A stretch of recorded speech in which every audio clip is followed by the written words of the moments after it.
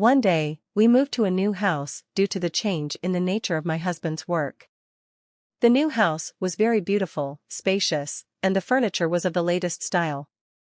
I was sure that we would be happy living in it.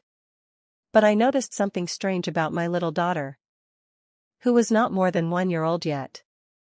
When she cried as usual, and usually every newborn would immediately stop her crying with loud laughter.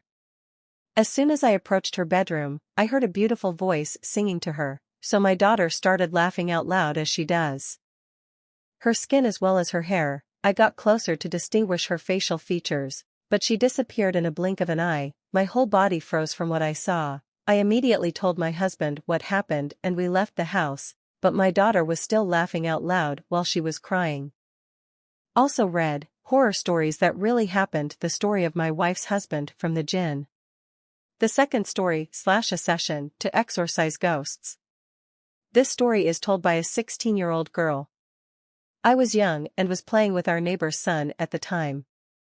Suddenly we heard the voice of his older sister, crying out in pain and pain. We rushed together to find out what had happened to her. We found her in her room, and a cleric was sitting next to her. Scary. What happened that day I can never forget, and despite all those years that have passed, I still remember it as if it happened yesterday.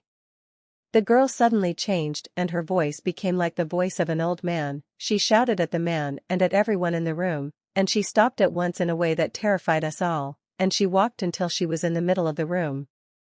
Then she raised her foot and stood on only one. She tilted her head back until she touched the ground beneath her. While she was still standing on one foot, she continued in this position for a long time after the clergyman and her family failed in their attempts to change her position.